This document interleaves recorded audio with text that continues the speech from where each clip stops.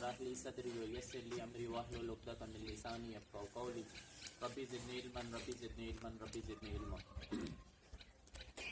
आज जिस टॉपिक पे हम एक्टिविटी करने जा रहे हैं वो सेटअप देखकर आपको कुछ आइडिया ज़रूर हो रहा होगा।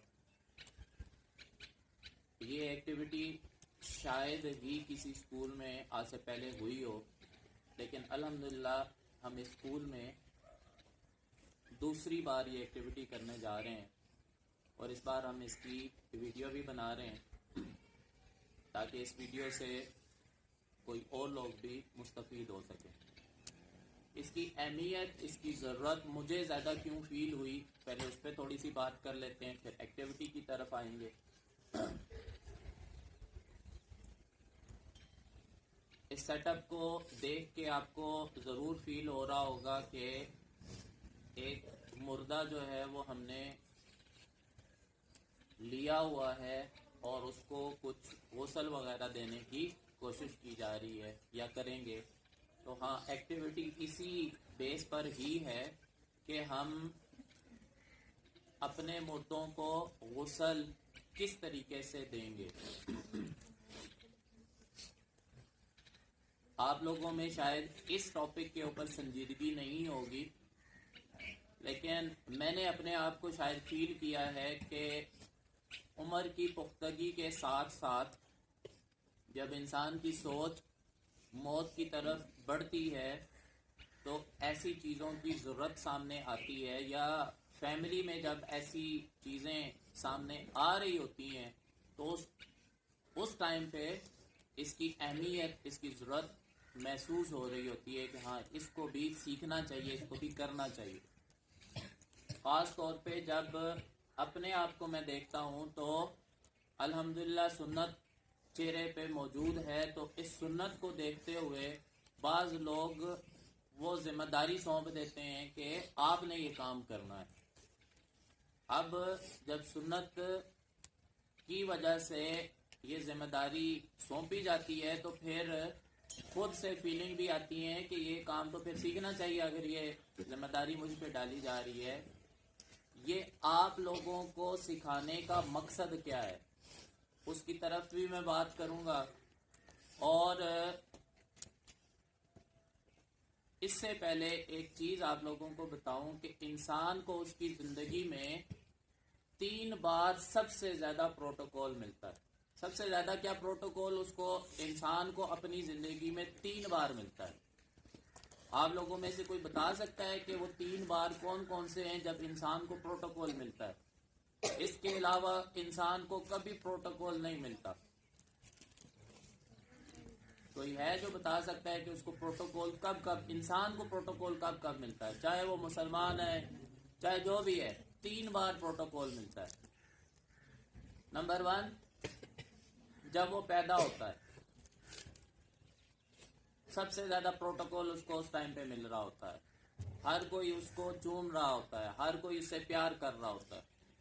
नंबर 2, उसको उसकी शादी के ऊपर प्रोटोकॉल मिलता है। चाहे वो मर्द है, चाहे वो औरत है, दूसरी वक्त उसको शादी के ऊपर प्रोटोकॉल मिलता है। और तीसरी बार उसका जो प्रोटोकॉल है वो उसकी मौत पर उसको प्रोटोकॉल मिलता है। चाहे वो जैसा भी था, चाहे वो जैसी भी उसने जिंदगी गुजारी होती है, उसको प्रोटोकॉल उस दिन मिल रहा होता है। अगरचे वो अपनी तकलीफ के अंदर होता होगा, अपने बरज़ख के जो उसके दौर चलना शुरू हो जाता है उसके अंदर मुब्तला होता होगा। अल्लाह ताला हम सबको मुश्किलात से महफूज फरमाए और उस तकलीफ से, उस तंगी से महफूज फरमा के रखे। लेकिन बज़ाहिरी तौर पे प्रोटोकॉल मिल रहा होता है। उसको नहलाया धुलाया जाता है, खुशबू लगाई जाती है, जो आखिरत का सबसे बेहतरीन सूट है वो उसको पहनाया जाता है, जिसे हम कफन बोलते हैं, वो उसको पहनाया जाता है। फिर कितने लोग उसके साथ मिलकर उसको छोड़कर आते हैं, ये उसका प्रोटोकॉल ही है एक तरफ से। बहरहाल हम इसकी अहमियत क्यों है हमारे लिए, उस पर बात कर लेते हैं। ज़िंदगी और मौत अल्लाह के हाथ में है। हमें अपनी मौत के बारे में कतअन कोई इल्म नहीं है कि किस टाइम मौत आ जाए। हो सकता है मेरे लेक्चर देने के दौरान ही मुझे मौत आ जाए, हो सकता है अगले लम्हे ही मुझे मौत आ जाए, हो सकता है कि आज ये वीडियो बन रही है और कल आप ऐलान सुनो मेरा, ये भी हो सकता है। आपको कल तो सर बिल्कुल ठीक ठाक थे, कल तो वीडियो बन रही थी उनकी, और आज क्या सर को हो गया, ऐसे भी पॉसिबिलिटी है। बट इसके अलावा जो हमारे प्यारे हैं वो भी तो साथ साथ, उनके साथ भी तो ऐसे ही मामलात हैं। आप लोगों से एक क्वेश्चन रेज करता हूँ, आपकी जिंदगी में आपका सबसे प्यारा तरीन कौन है? वालिदैन। आपके जिंदगी में आपका सबसे प्यारा तरीन आपके नजदीक और मेरे नजदीक कौन है? अब एक तरतीब को अगर देखें, जिंदगी में जो हमारे मामलात हो रहे होते हैं कि बच्चा पैदा होता है, जवान होते होते फिर बूढ़ा होता है, और बूढ़ापे में जाके वो कंफर्मेशन की तरफ जा रहा होता है कि अब इसकी डेथ हो जाएगी। तो अब जब हम इस सिनेरियो को देख के बात कर रहे होते हैं तो इसी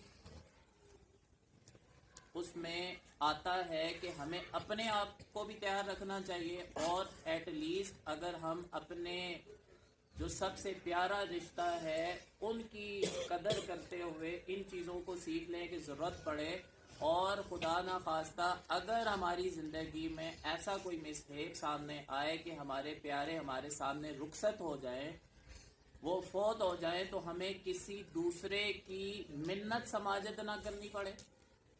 एक बात, पहली बात कि किसी दूसरे की मिन्नत समाजत ना करनी पड़े, और नंबर 2, अपने प्यारों के जो राज हैं वो किसी दूसरे को ना पता चलने दें। तो उसके लिए ज़रूरी है कि ये वाले अमाल हमें खुद आने चाहिए। एक क्वेश्चन आपके सामने रेज करता हूँ, ये पहले मैं बयान कर चुका कि ज़िंदगी मौत तो अल्लाह के हाथ में, क्या बताओ उससे पहले मैं चला जाऊँ, उससे पहले हम लोग चले जाएं, लेकिन फिर भी कि क्या आप लोग चाहोगे कि आप अपने प्यारों के कपड़े उतरे हुए किसी और को दिखा दो? आप चाहोगे? नहीं चाहोगे ना? तो फिर ऐसी सूरत के अंदर क्या करना पड़ेगा? ये वाली चीजें हमें खुद सीखनी पड़ेंगी। मुश्किल काम नहीं है, मुश्किल काम नहीं है। अगर मैं अपना एक्सपीरियंस आपसे शेयर करूं, जब अगर मैं आपकी जगह पे बैठा हुआ हूँ, जो आपकी फीलिंग्स आएंगी सेम वैसी ही मेरी भी रही होंगी कि डर लगता होगा कि अभी अभी वो मेरे साथ खेल रहा था, अगर लेट्स सपोज, और अभी अभी वो इससे पहले थोड़ी देर पहले वो मेरा अगर चहीता था भी, अगर उसकी डेथ हो गई है तो अब मैं उसको हाथ लगाते हुए भी डरूंगा,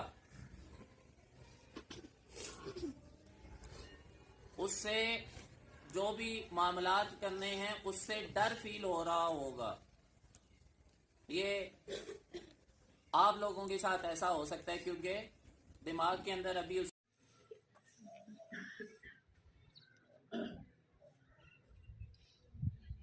ये काम कराने का मकसद क्या है? सबसे बड़ा मकसद तो ये है कि सुनने में भी और ऑब्जर्वेशन के अंदर भी ये आ रहा है कि आहिस्ता आहिस्ता हम सुन्नत से हटते चले जा रहे हैं। रवाज और रीत जो हैं वो इस चीज़ के अंदर शामिल होते जा रहे हैं।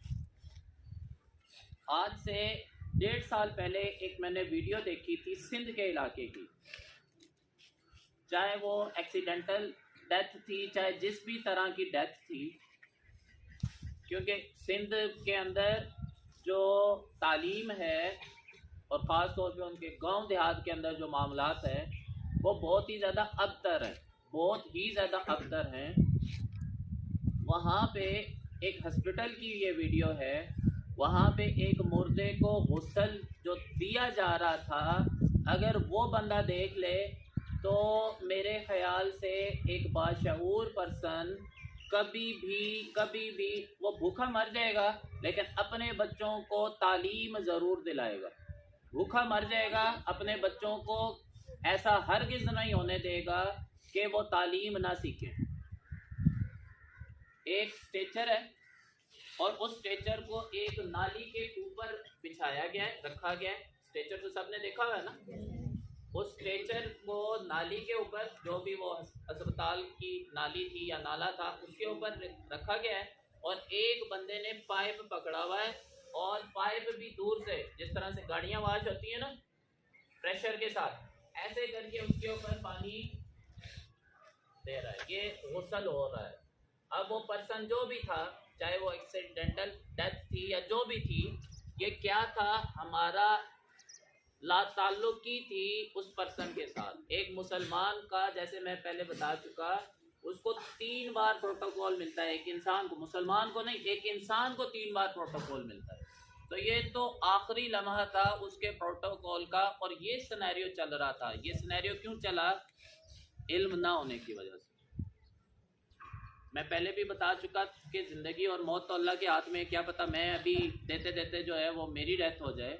बट हमें अपने आप को तैयार करना है, और अपने प्यारों के ख़ास तौर पर ये राज होते हैं। इस टाइम पे बहुत सारे राज होते हैं। ये जो लम्हा आता है, ये लम्हा राज का लम्हा है, और ये राज जो है हमें आज ऐद करना चाहिए अपने आप से कि अपने प्यारों के राज इस वक्त के किसी दूसरे को नहीं पता चलने देंगे। एक बात जो उलमा से सीखी भी कि इस टाइम पे दूसरों को क्यों नहीं दावत देनी चाहिए। एक अपना पर्सन है, अपना बेटा था उसका, तो वो तो अगर उसने कोई गलत चीज़ उसके साथ देख ली हुई है, अपने बाप के साथ, अपने चचा के साथ, ताया के साथ, किसी भी उस अपने प्यारे के साथ, तो वो उस चीज़ को अपने दिल ही में रखेगा, उगलेगा नहीं बाहर। अगर वो कोई थर्ड पर्सन आपके साथ यहाँ पे शरीक होगा तो वो बाहर जाके उगल देगा, भाई उसके जिस्म पे तो ये था, उसके जिस्म पे ब्लीडिंग हो रही थी, एंड सो ऑन, कुछ भी कहा जा सकता है। और ये क्या है? ये राज थे ना, क्या बाहर जाने चाहिए थे? मेरे ख्याल में नहीं जाने चाहिए थे। तो इस वजह से हमें ये सीखना है। मुश्किल काम नहीं है, बहुत आसान है, सिर्फ हम इससे हटे हुए क्यों हैं? डर लगता है। और डर तब ख़त्म होगा जब आपके सामने ये बार बार होगा। इससे पहले मैं 9-10 को करवा चुका था, उस टाइम कोविड था, सिनेरियो भी कुछ ऐसा था कि स्कूल में बाकी छुट्टी होती थी। 9-10 उस टाइम पे मैंने वो एक्टिविटी ये कराई थी, सीनियर क्लासेस थी। अभी आप लोगों को एंगेज करने का मकसद ये है कि जब हर साल इस तरह की एक्टिविटी बार बार आपके सामने होगी ना, तो एक टाइम ऐसा आएगा आपको कि मसला ही कोई नहीं, खौफ डर वो निकल जाएगा दिल में से। एक्टिविटी की तरफ आते हैं। सबसे पहले दोनों बयान करता चला जाऊंगा, चाहे वो मर्द है चाहे वो औरत है, दोनों बयान करता चला जाऊंगा। सबसे पहले हमें कितने लोगों की ज़रूरत है? 2 या 3 लोगों की ज़रूरत है। हजूम डालने की कोई ज़रूरत नहीं है। हमारी फैमिलियों के अंदर, हमारे माशरे, हमारे रस्म व रवाज के अंदर ऐसा है, वो एक तरह से ऐलान हो रहा होता है, गुस्ल दिलाना, गुस्ल दिलाना। वो सारे के सारे जम्मे गफीर इकट्ठे हो जाते हैं। जिसने आज शायद किसी की लड़ाई झगड़ा चल रहा होगा, वो भी बीच में आके घुस जाएगा, वो भी खड़ा हो जाएगा। यहाँ पे सवाब है, बहुत बड़ा सवाब है, लेकिन ये अब जो पर्सन उसका जिम्मेदार है, ये उसकी जिम्मेदारी है कि वो किसी थर्ड को अलाउ नहीं करे। वो चुन ले कि आपने आपने आपने मेरे साथ आ जाना है, आपने हेल्प करनी है, बस दैट्स इट। मुश्किल काम है ही नहीं। या तो कोई मुश्किल काम हो फिर तो बंदा पूरी बारात को साथ लेके आए। जब मुश्किल काम है ही नहीं तो जितनों की ज़रूरत है उतने चाहिए। अब हमें चीज़ें क्या क्या चाहिए होती हैं, पहले वो सुन लें। हमें नीम गर्म पानी चाहिए। ये जो चीज़ें पहले से तैयार रखनी है, ये ना हो कि वो काम शुरू कर दें और फिर हम चीज़ें ढूंढते रहें। ये पहले से जो तैयार करनी है। अब आप लोग भी साथ साथ बोलोगे, एक दफ़ा मैं सारी चीज़ें बता दूं, फिर एक दफ़ा आपसे रिपीटिशन कराऊंगा। हमें नीम गर्म पानी चाहिए। कौन सा नीम गर्म पानी चाहिए? उसको तो छोड़ दो थोड़ी देर के लिए, जो हमारे अपने हाथ बर्दाश्त कर सकते हों उतना नीम गर्म पानी चाहिए। इस नीम गर्म पानी के अंदर सुन्नत भी है, मिल जाए तो अच्छी बात है, नहीं मिलता तो कोई मसला नहीं है। बेरी के पत्ते बीच में डाल दिए जाएं। और आज हमें साइंस बताती है कि बेरी के पत्ते एंटीबायोटिक हैं। बेरी के पत्ते क्या हैं? एंटीबायोटिक हैं। इससे पहले सुन्नत थी कि बेरी के पत्ते उसके अंदर डाल के उसको गर्म पानी को किया जाए, अगर मिल जाए बेरी के पत्ते। अब जिस तरह से लेट्स सपोज शहर के अंदर चले जाएं, शहर में तो होती नहीं है बेरियां या दरख्त होते ही नहीं है। हमारे अपने भवन के अंदर भी शादो नादर अब बेरियां रह गई हैं, वो ढूंढनी पड़ती हैं कि किसके घर लगी हुई हैं, और 10-15 पत्ते जो हैं वो चाहिए। नंबर 1 गर्म पानी, नीम गर्म पानी, और वो किसके अंदर, साफ़ सुथरी बर्तन के अंदर आपने लेना है। इसके अंदर एहतियात जो है वो लोग ये करते हैं कि ये सारी चीज़ें ही नहीं ले लेते हैं एहतियात के तौर पर। नंबर 2 3-4 मट्टी के ढेले, 3-4 मट्टी के ढेले, ये 2 मोस्ट इम्पॉर्टेंट चीज़ें हैं जो हमारे पास मौजूद होनी चाहिए। पानी वाफर मिकदार में हो, ये ना हो कि गुसल देते हुए पानी कम पड़ जाए। एक हमें खुद से आइडिया है कि गुसल देते हुए कितना पानी लग जाता है, 1 बाल्टी से हो जाता है ना। 1 बाल्टी की बजाय आप 2 बाल्टियाँ गर्म रखो, ये ना हो कि उस टाइम पे ज़रूरत पड़ जाए। 2 चीज़ें तो ये इम्पोर्टेंट होगी। अब करने के कामों की तरफ आते हैं। सबसे पहले जिस तरह से अभी हमने टेबल बनाया हुआ है, मैं ये एक्टिविटी करने से पहले ये सोच रहा था कि इसको वाकई वाले एक इफेक्टिव वे के अंदर लाना चाहिए कि हमारी मसाजिद के अंदर फट्टे पड़े हुए हैं। हमारी मसाजिद में फट्टे हैं जो मैयत को गुस्ल देने के लिए होते हैं ना, वो फट्टे हैं, और वो फट्टे जो हैं वो नीचे हैं, वो बैठ के देना पड़ता है, वो बैठ के देना पड़ता है। और हमारे जैसे बंदे तो चलो कोई मसला नहीं है, बैठ के दे लेंगे। बार बार खड़ा होना जो है वो मुश्किल है।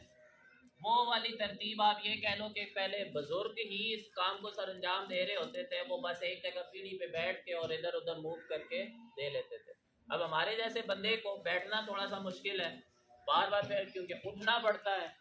तो अगर हम ऐसी तरतीब बना लें कि उन फट्टों की रिप्लेसमेंट में, जैसे स्ट्रेचर होता है, स्ट्रेचर टाइप थोड़ी सी ऊंची चीज़ हो और वहाँ पे काम करना ज़्यादा आसान है। मसलन अब मेरे अगर इस हाइट में पर्सन ये लेटा हुआ होगा तो मेरे लिए काम करना आसान है कि नहीं है।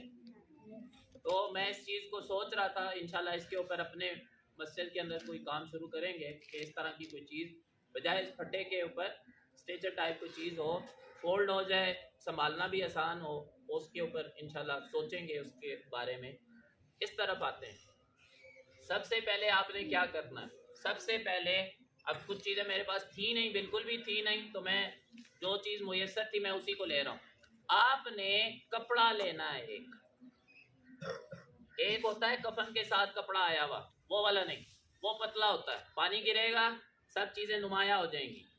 मोटा कपड़ा चाहिए, और वो इस तरह का अगर फूलदार कपड़ा है तो बहुत अच्छी बात है, क्योंकि इसमें से जिस्म नुमाया नज़र नहीं आएगा पानी गिरने के बाद भी। मोटा कपड़ा हो तो वो तो बहुत वाली अच्छी बात है, और ये करना है। अच्छी वाली बात अब के लिए तो है, लेकिन आप लोग करो तो ऐसी चीज़ें पहले से प्रिपेयर हों। मोटा कपड़ा होना चाहिए, और कितना मोटा कपड़ा होना चाहिए, इतना बड़ा होना चाहिए कि सतर ढक जाए, सतर छुप जाए। अब हमें सतर के बारे में पता होना चाहिए। छोटी क्लासेस के लिए मर्द का जो सतर होता है वो नाभ से लेकर घुटनों तक, नाभ से लेकर घुटनों तक, और औरत को तो पूरा ही सतर है, औरत को तो पूरा ही सतर है, क्योंकि बीच में गर्ल्स भी हैं, साथ साथ उनकी भी बात होती चली है। ये नाभ से लेकर घुटनों से नीचे चला जाता है कोई मसला नहीं है, नाभ से ऊपर चला जाता है कोई मसला नहीं है, बहुत अच्छी बात है। ये कपड़ा डाल दिया, कपड़ा डालने के बाद अब आपने कपड़े उतारने हैं। जो ट्राउज़र है वो तो आसानी से उतर जाता है, वो तो मसला नहीं है। मसला आता है कमीज़ उतारने में, शर्ट उतारने में मसला आता है, क्योंकि उसके बाजू हैं, बाजू तो बाज़ दफ़ा मूव भी नहीं कर रहे होते या देर हो चुकी भी होती है। सर्दी के मौसम के अंदर जो है वो थोड़ी सी अकड़ोस आ चुकी भी होती है, तो वो बाजू नहीं उतरेंगे। जो पोर्शन आसानी से उतर जाए वेल एंड गुड, नहीं उतरता तो उसको कैंची से काट के उतार लिया जाए। इसके अंदर मैंने एक बुज़ुर्गों से इस चीज़ को सीखा है कि हद्दुल विसा कोशिश की जाए कि उसका पहना हुआ कपड़ा भी ख़राब ना हो, किसी के दूसरे इस्तेमाल में आ जाए। आज अगर से हम जिंदों के कपड़े इस्तेमाल में नहीं लेके आते, ये तो फिर वो मुर्दा है, और किसी को पता चल जाए कि मुर्दे का कपड़ा हो मैं तो नहीं पहनता, वो तो उसके चीज़ को हाथ लगाने से डरेंगे कि ये तो मुर्दे का कपड़ा था। बट पहले ज़मानों में ऐसा था कि वो किसी गरीब को दे दिया जाता था, उसको इस तरतीब से उतारा जाता था कि वो किसी के इस्तेमाल में रहे और वो किसी गरीब को दे दिया जाता था। बहरहाल सबसे पहला काम क्या किया जाएगा, आसान तरीन है, जो सिंपल वर्ड्स हैं समरी वो मैं बता दूं। वुजू करवाना है, पूरे जिस्म के ऊपर पानी डालना, बस सिंपल। लेकिन जैसे हम करते हैं, खुद जैसे करते हैं ऐसे करना है। यहाँ तरतीब थोड़ी सी, क्योंकि वो बॉडी हिल नहीं रही होगी या उसके साथ क्या करेंगे उसको देख लेना है। पहला, आप कफन हमें बना बनाया मिलता है, अब मार्केट में बना बनाया मिलता है, उसकी तरफ मैं बाद में बात करूंगा कि उसमें भी बहुत सारी कबाहतें शामिल होती जा रही हैं, लेकिन जो चीज़ें हैं वो साथ साथ बयान करता चला जाऊंगा। उसमें 3 थैलियां बनी हुई होंगी, लेकिन आज मॉडर्न दौर आ चुका हुआ है, हमें ग्लव्स मिल जाते हैं। थैलियां यूज करो तब भी ठीक है, ग्लव्स आपको प्लास्टिक के भी मिल जाएंगे, शापर वाले भी मिल जाएंगे। अच्छा, ये ग्लव्स और थैली हमने क्यों चढ़ानी है? एक तो शायद हमें कराहत आ रही होगी, एक तो इसलिए आप कह लो। दूसरी तरफ मसला है जो मैंने उलमा से सुना कि किसी शख्स किसी दूसरे पर्सन की बॉडी को छूना, जो उसकी सत्तर वाला एरिया है उसको छूना, देखना, दिखलाना, ये सब हराम है। छूना, देखना, दिखलाना, ये तीनों चीज़ें हराम है। तो अब क्योंकि वो बेचारा बेबस है, तो अभी भी हम उसकी एहतियात करेंगे कि ग्लव्स ले लें, बहुत अच्छी बात है, वो तो सबसे अच्छी बात है।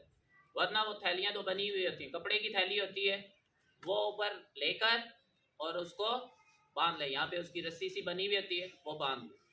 और जो मैंने मिट्टी के ढेले अभी मंगवाए थे, मैंने कहा था कि ये आपके पास होने चाहिए, वो मिट्टी के ढेले लोगे और क्या करना है, उससे पहले आप इसके पेट को थोड़ा सा दबा लोगे।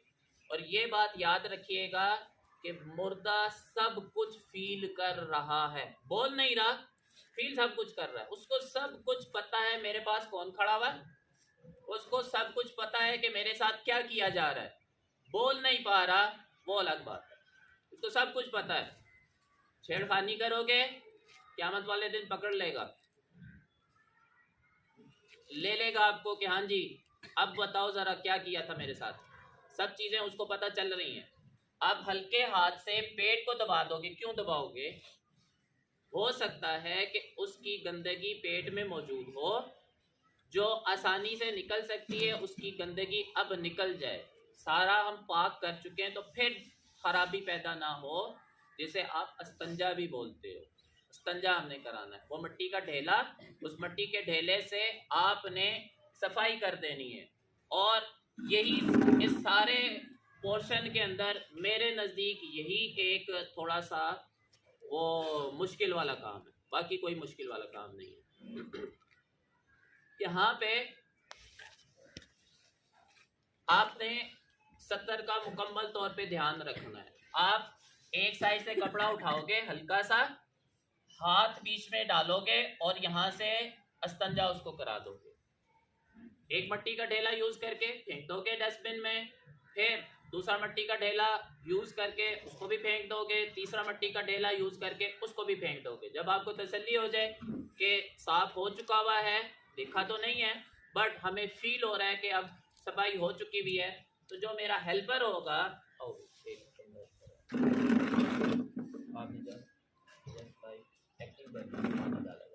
पानी डालो, ग्लव्स उतार के साइड पे कर दो, ठीक है।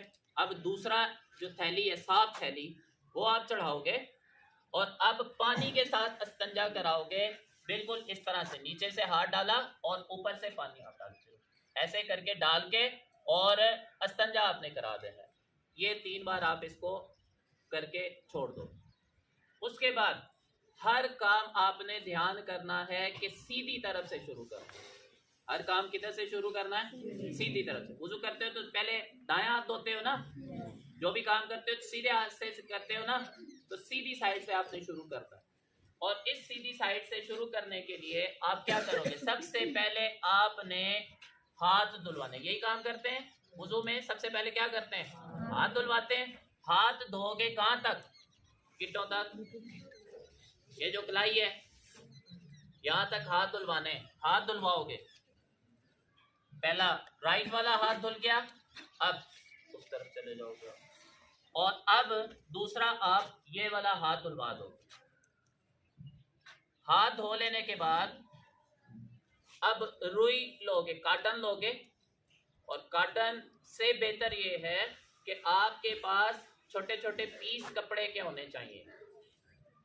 वो बाज दफा कफन जो बना हुआ आता है उसके अंदर मौजूद होते हैं और बाज दफा मौजूद नहीं होता। काटन रोल पूरे का पूरा मौजूद होता है। तो रुई ले लोगे और रुई को आप गीला कर लोगे। रुई मैंने थोड़ी सी ली, गीली कर ली मैंने। गीली करने के बाद आपने अगर तो उसके दांत नजर आ रहे हैं, वेल एंड गुड, बहुत अच्छी बात है। आप उसके मुंह के अंदर ऐसे करके लगा दोगे एक से। फिर दूसरी रुई आपने ली और गीला किया, फिर उसको आपने कर दिया। फिर तीसरी ली और तीसरे से भी आपने उसके, जिसे आप कह लो कि कुल्ली करवा रहे हो, उसको पानी अंदर नहीं डालना, अंदर नहीं जाएगा पानी। वो बाद में फिर वही पानी तंग करेगा कि बाहर निकल रहा होगा, अंदर नहीं जाएगा पानी।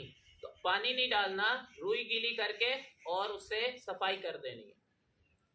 फिर आप दोबारा लोगे रुई, गीली की, थोड़ा सा उसको लंबा सा कर लोगे ताकि नाक में जहां तक वो रुई जा सकती है वहां तक उसको गीला कर दोगे। राइट साइड दोनों नथनों के अंदर उसको गीला कर दोगे। गीला कर देने के बाद फिर आप रुई थोड़ी सी लोगे और रुई लेने के बाद इसकी आंखों के इस जगह पे, यहाँ पे, अगर हम खुद से भी वुजू कर रहे होते हैं और वो दिन अब आ गए हैं सर्दियों के दिनों के अंदर, ये वाला जो पोर्शन है, ये हम पानी अगर ऐसे बहाते भी रहते हैं तो ये वाला पोर्शन हमारा गीला नहीं होता। हमने वैसलीन या क्रीम लगाई हुई होती है तो वो ऐसे ही उतर जाता है, पानी नहीं लगता, यहाँ पे खुश्क रह जाता है। तो रुई से, गीली रुई से आपने यहाँ वाला जो पोर्शन है उसको तर कर देना ताकि वो खुश्क ना रह जाए। फिर उसके बाद आप पानी लोगे, पानी से आप इसके मुंह को, चेहरे को धो दोगे जैसे हम अपने चेहरे को धोते हैं। साथ साथ पानी लेते रहोगे चुल्लू में और साथ साथ इस तरह से आप पूरे चेहरे को धोते रहोगे। अगला प्रोसेस क्या होता है? कोनियाँ धोने का प्रोसेस होता है। कोनियाँ धोगे, फिर कहाँ से आना है? राइट साइड से। राइट साइड से कोनियाँ धोएंगे और इसी तरह से लेफ्ट साइड वाली कोनी सारी की सारी धो देंगे अच्छी तरह से। और जो कोनी है, इस कोनी को अच्छी तरह से रगड़ लेंगे, ये ना हो कि ये खुश्क रह जाए। फिर अपने हाथ के अंदर गीला कर लेंगे और मसा कितना होता है? 1/4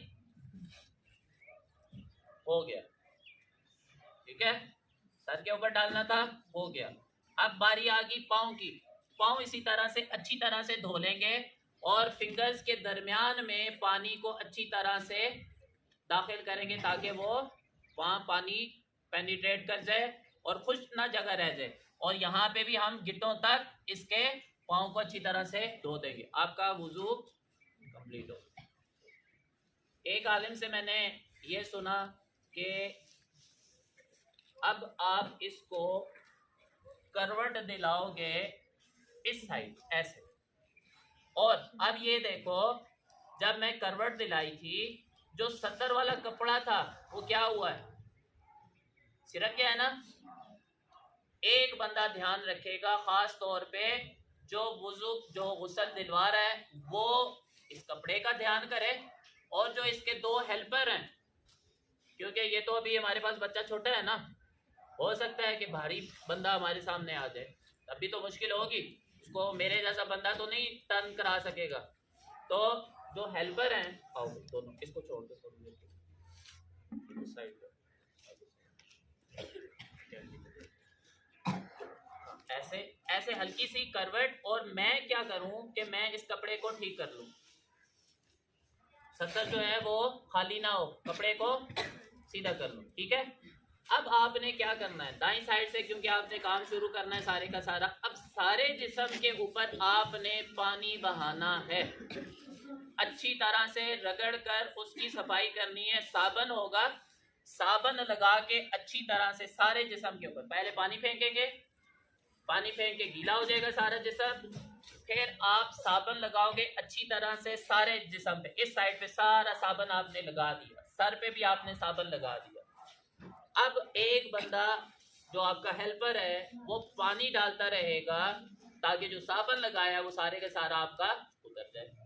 पानी डालोगे और साथ साथ आप हाथ से इसको मलते रहोगे ताकि साबन सारा उतर जाए। अब अगले प्रोसेस के अंदर ये जो वापस लाने वाला काम है ये तो मुश्किल नहीं है, ये तो हल्का सा आप साइड पे करोगे तो वापस हो जाएगा। यहाँ से कपड़े वाला सत्तर वाला कपड़ा उसको सीधा कर लिया जाएगा। अब इस कपड़े को थोड़ा सा उधर सरका लें और यही काम आप अब इस साइड पे करें कि इस साइड पे करवट दिलाएं। पहले से जब आपने कपड़ा उधर किया हुआ होगा तो आपका सत्तर खाली नहीं होगा। अब इस साइड पे अच्छी तरह से साबन लगा के और इस सारे को वॉश आउट कर दोगे आप। अब दोबारा इसको वापस ला के सत्तर को इस तरह से दोबारा ढांक दिया जाएगा। एक थोड़ा सा काम बीच में मेरे से मिसिंग हुई है कि मुझे पहले सर धोना था, सर नहीं धोया था। इन करवट दिलवाने से पहले आप अच्छी तरह से सर धोगे, लेकिन उसमें एहतियात करनी है कि सर धोने से पहले आपने छोटे छोटे रुई के गाले बना लेने। उन गालों को कान के अंदर डालना है, दोनों कानों में और दोनों नथनों में आपने डाल देना। क्यों डालना है? ताकि पानी अंदर ना चला जाए, ताकि पानी अंदर ना चला जाए। अब मैं वो जो मेरे से मिस हुआ है पोर्शन जो सर धोने वाला था उस पर बात कर लेते हैं कि एक बंदा पानी डालेगा, बाल सारे गीले कर लेगा, फिर उसके बाद साबन लगाया जाएगा और अच्छी तरह से इन कानों की ये जो लो है, ये अंदर जो बने हुए खड्डे जो बने हुए हैं, इसके अंदर से भी अच्छी तरह से इसको रब करके पानी से गीला कर लिया जाएगा, दोनों कानों को अच्छी तरह से। और डायरेक्ट मुंह के ऊपर पानी नहीं डालना ताकि मुंह के अंदर पानी ना चला जाए। चेहरे के ऊपर पानी डायरेक्ट नहीं डालना। ये जो पानी डालने वाला है ये ऐसे करके डाले, सिर्फ सर के ऊपर डाले ताकि सर के बाल सारे के सारे जो हैं वो क्या हो जाएं, गीले हो जाएं, तर हो जाएं। और ऐसे करके सारा इसको वॉश आउट कर दोगे। अब हमारी साइडें धुल गई हैं, फ्रंट रह गया था, प्रॉपर फ्रंट रह गया था। अब हम प्रॉपर फ्रंट पे अच्छी तरह से साबन लगा देंगे। हमने अच्छी तरह साबन लगा दिया। लगाने के बाद हमारे पास जो पानी है उस पानी से इस सारे को वॉश आउट कर लेंगे। अच्छा, एक आलिम से मैंने ये चीज भी सुनी कि अब पानी गर्म था, नीम गर्म पानी था, उस मुर्दा की जो बॉडी है वो पूरी की पूरी नरम पड़ गई है। पहले वो सख्त थी, उस गर्म पानी की वजह से बॉडी नरम पड़ गई है। तो अब इसको ऊपर बिठाने की कोशिश करें, ऊपर बिठाने की कोशिश करें। नहीं बैठा जा रहा या नहीं बिठाया जा रहा तो मसला नहीं है, बिठाने की कोशिश करें। इससे क्या होगा कि जो गंदगी थी पेट में, जो रुकी हुई गंदगी थी जो अभी तक निकल नहीं सकी थी, पेट दबाने की वजह से भी नहीं निकल सकी थी, अब क्योंकि नहलाने से, पानी डालने से वो बॉडी नरम हुई है तो हो सकता है कि अब गंदगी निकल जाए। अब दोबारा उसी तरह से जिस तरह से हमने इस्तिंजा कराया था उस तरह से दोबारा देख लें। तो अब सवाल ये उठता है कि अगर गंदगी निकली है तो हमारा वुज़ू और गुस्ल उसका क्या बनेगा? क्या दोबारा कराना पड़ेगा? तो उन आलिम के मुताबिक नहीं कराना पड़ेगा, उन आलिम के मुताबिक नहीं कराना पड़ेगा। ये एहतियात इसलिए की गई है ताकि हम जब बॉडी को कफन के अंदर रखें तो उठाते हुए, क्योंकि फिर जब हम उठाएंगे बॉडी को तो ये स्ट्रेच तो होगी ना, बेंड तो होगी ना बॉडी, तो उस टाइम पे गंदगी ना निकले और कफन गंदा ना हो जाए। ये एहतियात हम इसलिए करेंगे क्योंकि अब पानी डालने से वो पूरी की पूरी बॉडी नरम पड़ गई थी, तो हमने वो एहतियात पहले से कर ली। अगर ऐसा हुआ है कि गंदगी निकली है तो उस पोर्शन को अच्छी तरह से दोबारा इस्तिंजा दिलवा दिया जाए, उसको साफ कर दिया जाए ताकि वो गंदगी दूर हो जाए।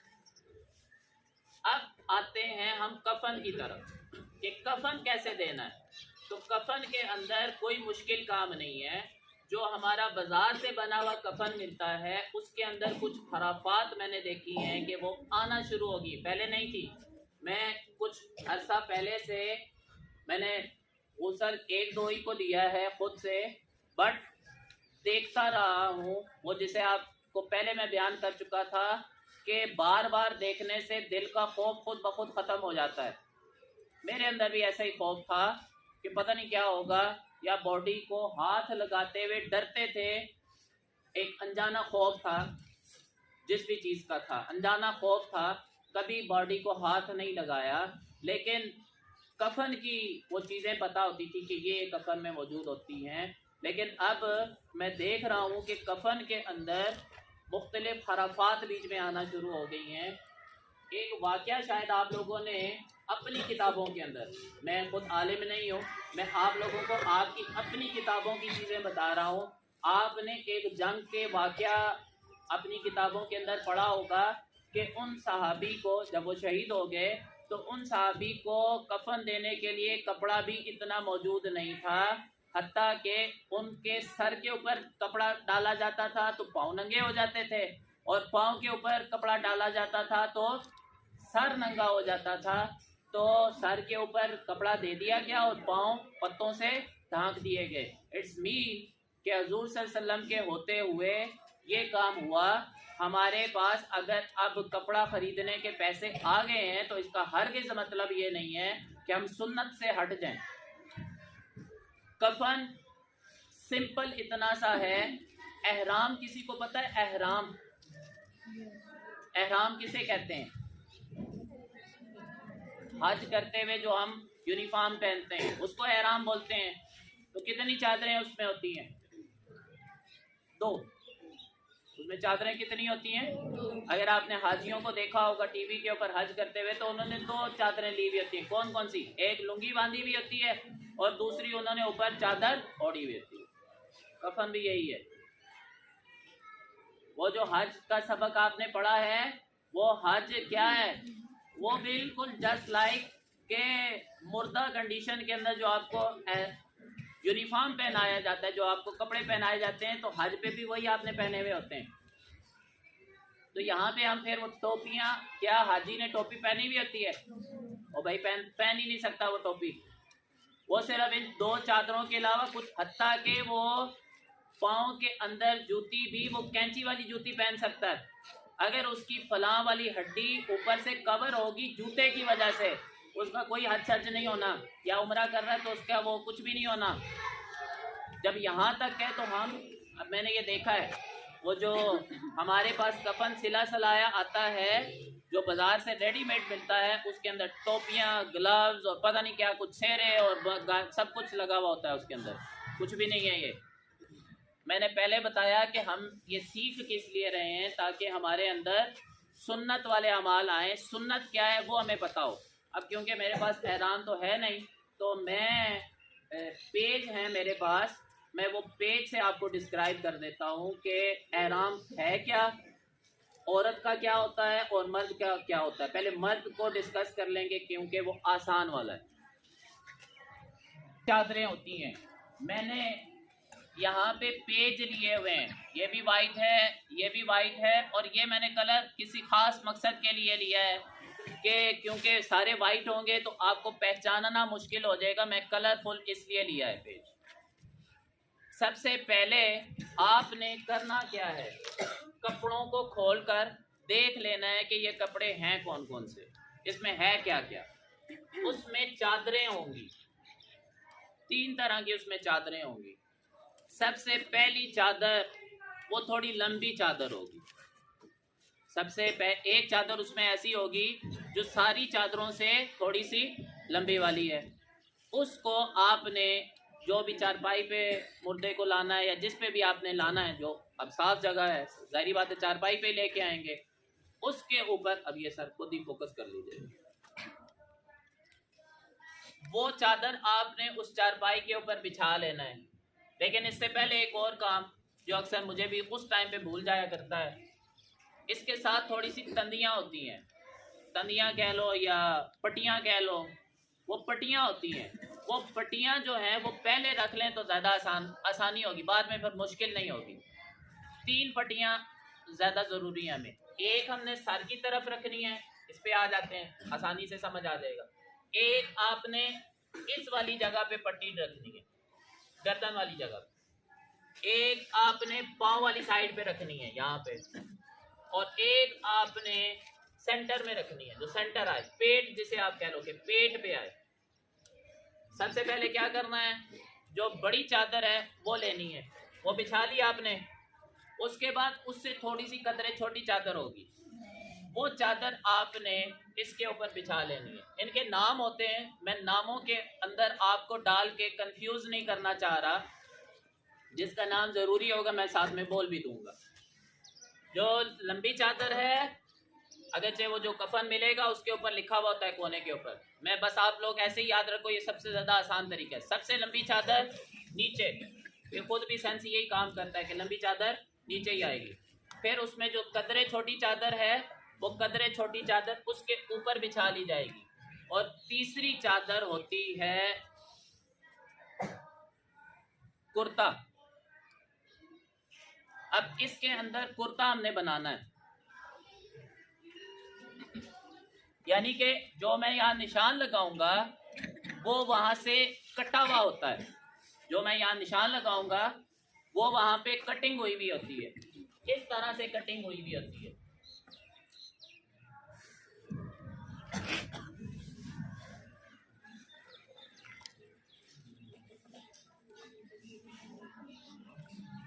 ये टी शेप में कटिंग हुई भी होती है, ऐसे और ऐसे कट लगा हुआ होता है। आपने ये टी का रुख नीचे है, ये करके बिछाना आप, यानी कि टी का रुख आपने ऊपर वाली साइड पे रखना है। ऐसे करके आप उसका तकरीबन जहां सर आना है वहां पे उसको रख देंगे। मैं दोबारा निशान लगा के ऐसे, ये इस सूरत में आप इसको इस कफन के ऊपर ऐसे बिछा दोगे, ठीक है। अब जब आप मैयत को लेकर आओगे, इसके ऊपर बिछाओ, लिटाओगे, ये देखो यहाँ से ऐसे करते हैं, लिटाओगे, यहाँ उसका सर आ गया।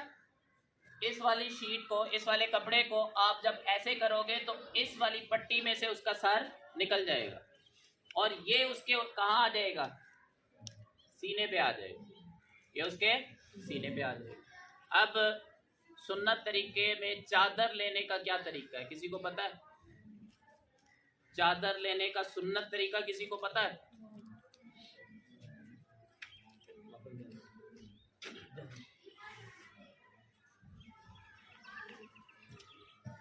ये मफरल है, लेट्स इसको सपोज कर लो चादर है। कुछ बच्चे चादर को ये करते हैं,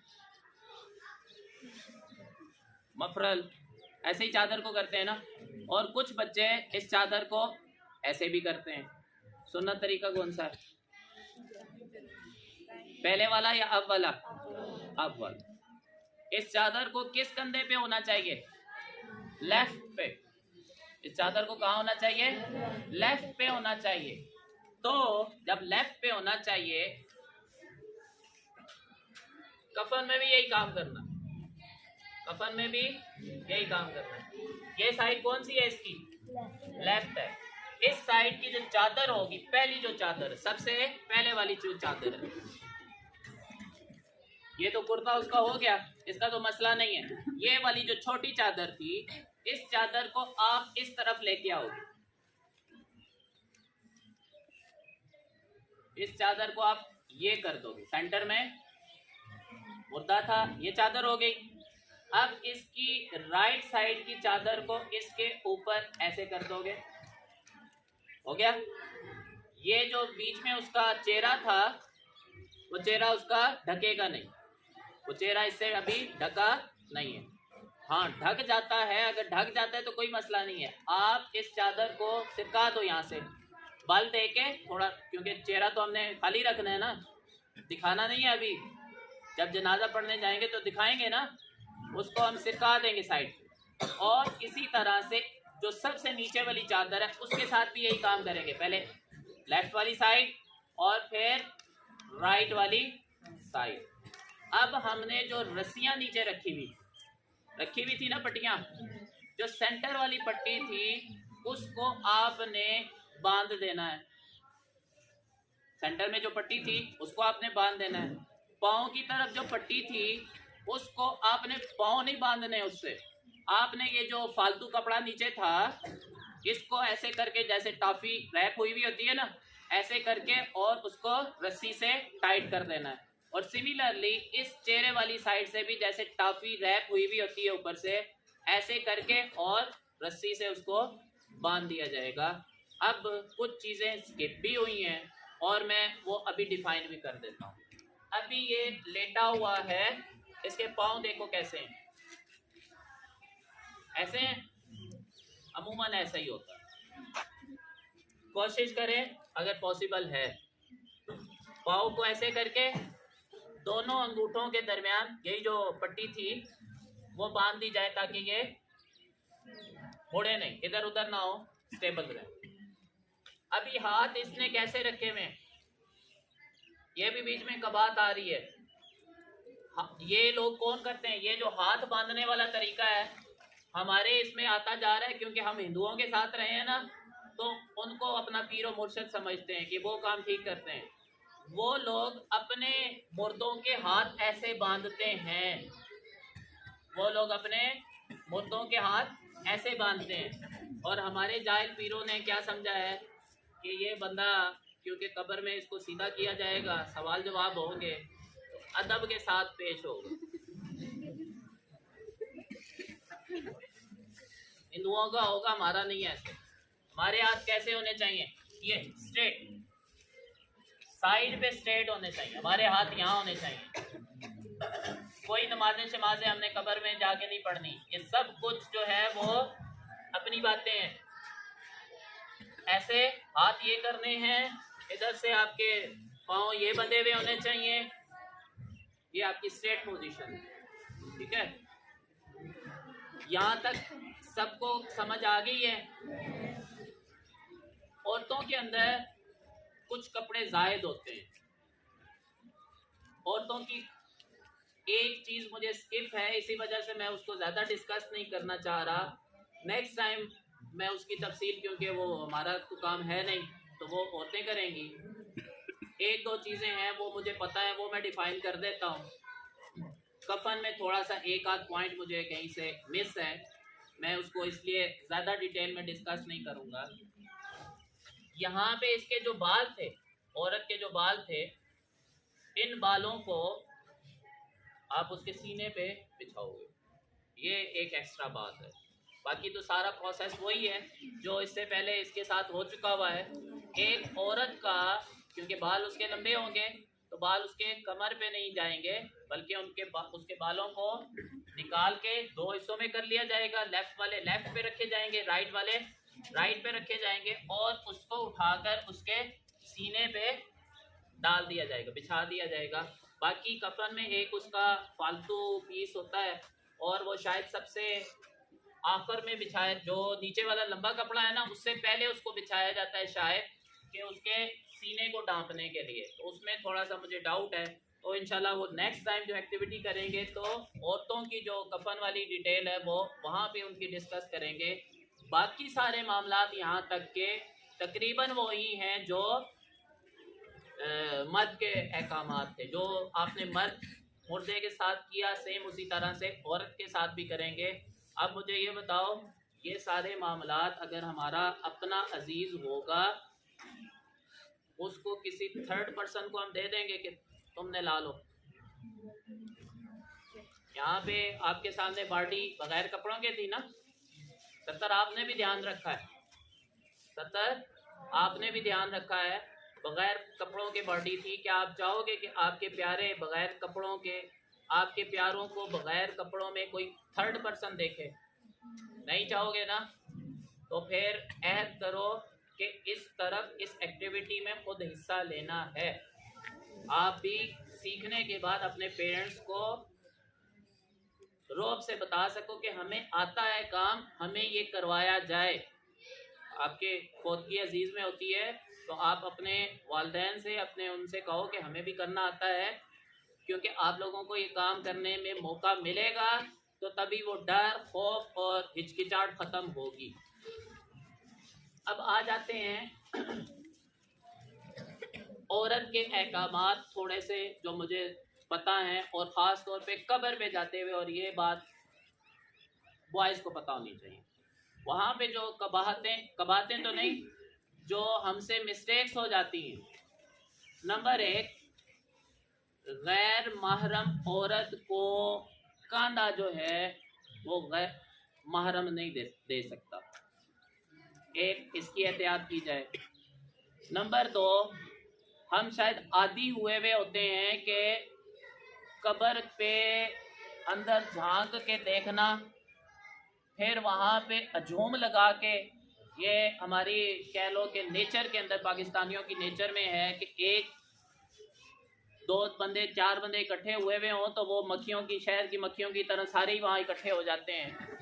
अगर औरत का जनाजा था, आपको पता है कि औरत का जनाजा है और अब तदफीन के लिए लेके जाया जा रहा है वो, और वो आपकी गैर महरम है, महरम नहीं है आपकी, तो साइड पे जो उस औरत के महरम हैं वही कब्र के पास खड़े हों।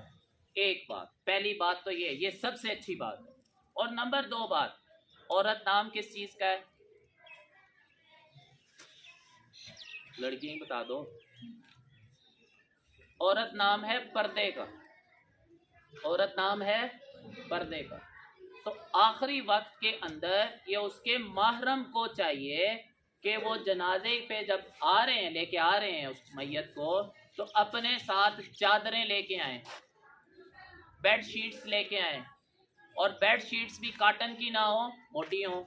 अगर काटन की हैं भी तो मोटी वाली हो, ताकि आर पार नज़र ना आए। मसलन धूप की ये रोशनी है, जब रोशनी अंदर जाएगी तो अंदर की तस्वीर सारी नज़र आएगी। रात में हो वो तो मसला नहीं है, बट दिन में फिर मोटी चादर को यूज़ किया जाए। और जो महरम है उसके, वो क्या काम करें, ये उनके लिए है, ये उनकी गैरत के लिए है कि वो करते हैं या नहीं करते। 3 चादरें हो, 2 चादरें हो, 4 चादरें हो, जितनी भी। कब्र चौरस है ना, लेट्स सपोज ये कब्र है, लेट्स सपोज ये कब्र है, 4 बंदे खड़े हो जाए, 4 बंदे ऐसे करके खड़े हो जाए, एक बच्चा और खड़ा हो जाए, यहाँ पे आ जाए, आप आ जाए।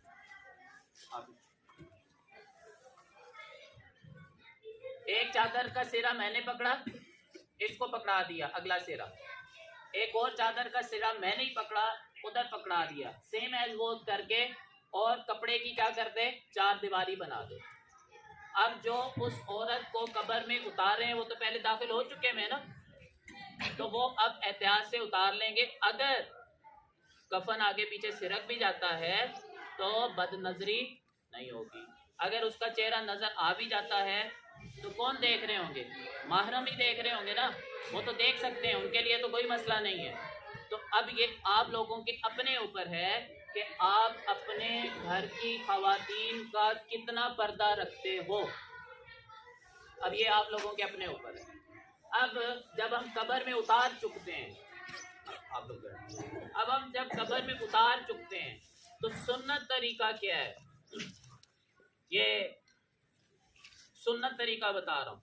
सुन्नत तरीका ये है कि इस मुर्दा को आप सिरकाओगे इस तरह, ऐसे करके, ये किबला रुख है, इस तरफ किबला है, इसको इतनी टेक दिलवा दो कि ये ऐसे हो जाए। ये जो दीवार है उसकी, लहद की जो दीवार है उसके साथ आपने इसको इतना सरका देना, ऐसे करके। अगर इससे ज्यादा नहीं होता तो उसको तकलीफ में नहीं डालना, यहाँ पे ऐसे करके इसको टेक दिलवा देनी है। तो इससे उसका जो चेहरे का रुख है वो भी खुद ब खुद किस तरफ हो जाएगा, किबला रुख हो जाएगा। और अगर ऐसा पॉसिबल नहीं है, भारी थी या वो लैद थोड़ी सी तंग बनी हुई है, क्योंकि एक अकेले पर्सन के लिए ऐसे सिरकाना मुश्किल होता है, मोटे बंदे के लिए, मोटे बंदे को, तो एटलीस्ट उसका चेहरा जो है वो किबला रुख कर दिया जाए। और इसके अंदर तो खुद ब खुद है, जो नेक वाला बंदा होता है ना, उनका चेहरा खुद ही किबला रुख हुआ हुआ होता है, करने की जरूरत नहीं पड़ती। बहरहाल उस चेहरे को भी देख लें कि हमारे शायद लिटाने की वजह से उसका चेहरा सीधा ना हो, उसका चेहरा किस तरफ कर दिया जाए, किबला रहो। ऊपर से उसको जो भी आपने अब पड़ियाँ वगैरह जो भी देनी है तो वो दे के ऊपर मट्टी डाली जाए। और इसके अंदर आखिरी बात, और फिर आज की नशिस्त इंशाल्लाह ख़त्म हो जाएगी, जब ये हमारी कब्र तैयार हो चुकी हुई है, दुआ पढ़ के लोग जा चुके हुए हैं, अब इसके जो प्यारे हैं या जो इनका प्यार जो जो ये जिनका ये प्यारा था, उनका मेरे ख्याल से इतनी जिम्मेदारी तो ज़रूर बनती है कि वो यहाँ इतनी देर के लिए बैठें।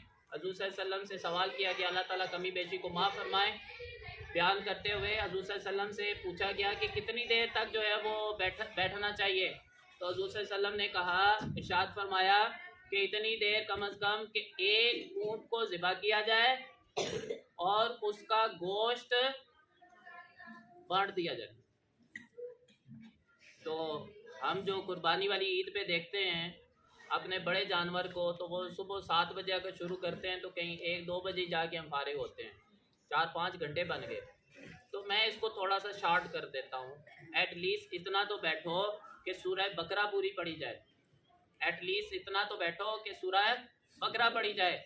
क्यों करना है ये?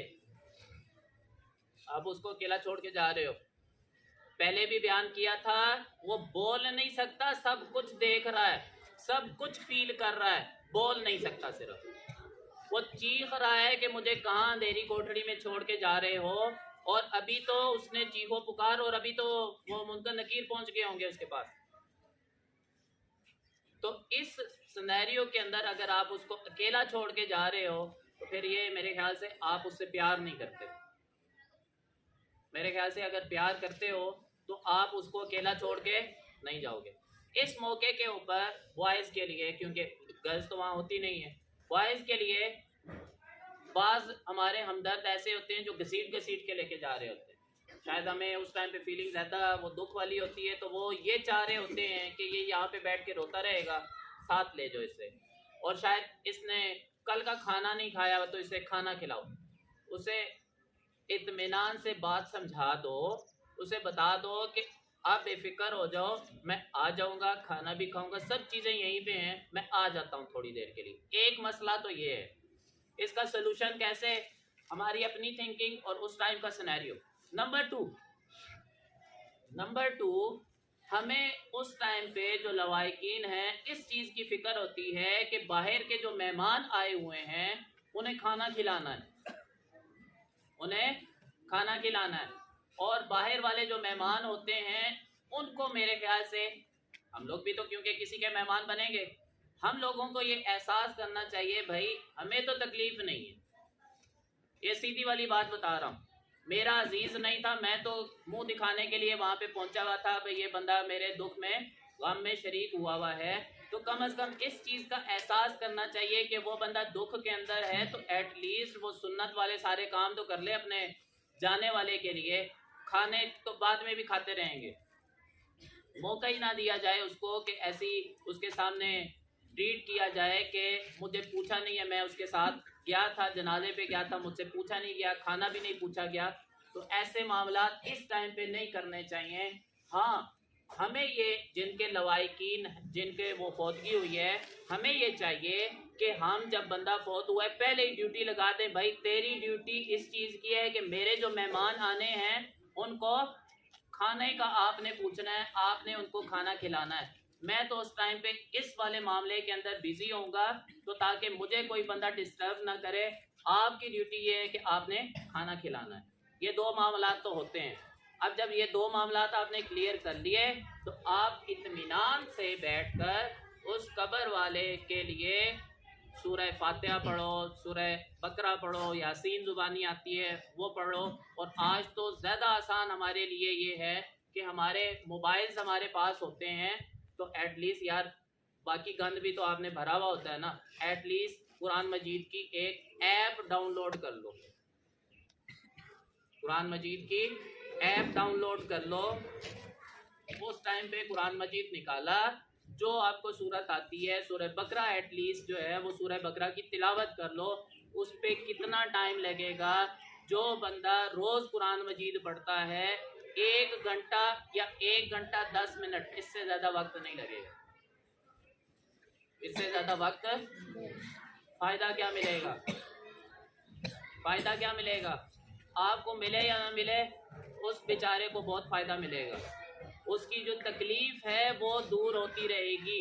उनसियत आपसे है ना, उनसियत उसकी आपसे है ना। आप ही उसको मिलते थे ना, जब भी वो घर में आता था तो हम लोग ही मिलते थे ना उसको, उनसियत थी ना। तो जब उनसियत थी तो आप उसके पास बैठे रहोगे, जब मुनकर नकीर उससे सवाल करके चले जाएंगे, वो तो उसको सुला के चले जाएंगे इंशाल्लाह, अगर वो जन्नती होगा। और इंशाल्लाह हमें उम्मीद रखनी चाहिए कि वो जन्नती है। तो सुला के चले गए हैं, काम ख़त्म हो गया। अब उसको किसी किस्म की कोई परेशानी नहीं है, कोई खौफ नहीं है। वो उसको मीठी नींद सुला के, जन्नत की खिड़कियां खोल के, खुलवा के और जन्नत की खुशबुएं सुंघा के वो लोग जा चुके थे। इंशाल्लाह हमें अच्छी उम्मीद रखनी चाहिए। कल ही एक जगह पे सुना कि अपने मुर्दों के लिए अच्छी उम्मीद रखनी चाहिए। उसकी अगर कोई बुरी बात है तो बुरी बात उसकी बयान नहीं करनी चाहिए। अल्लाह ताला इस चीज़ को देखते हैं कि इस शख्स के लिए क्या कोई बुरे कलमात कहता है, यानी कि बुरे कलमात कहने से कोई उसके ऊपर गवाही साबित होती है या नहीं होती। अगर उसके लिए सारे के सारे अच्छे कौल बोलते हैं, बाकी लोग अच्छे बातें करते हैं कि ये तो बहुत अच्छा बंदा था, ये नेक काम करता था, ये नेक काम करता था, जन्नत में भेज दिया जाता। अल्लाह ताला हम सबको अमल करने की तौफीक दे। अगर इसमें कोई क्वेश्चन पूछना हो बाद में मुझसे पूछा जा सकता है, वीडियो अपलोड की जाएगी। अगर कहीं पे मेरी गलती हुई या कहीं पे कोई मसला दरपेश हुआ तो उस टाइम पे भी मुझसे पूछा जा सकता है। इंशाल्लाह अल्लाह ना करे कि गलती हो, अगर कोई गलती हुई तो मैं इंशाल्लाह उसके सुधारने की भी कोशिश करूँगा और उसको वीडियो के अंदर से रिमूव भी कर दूँगा।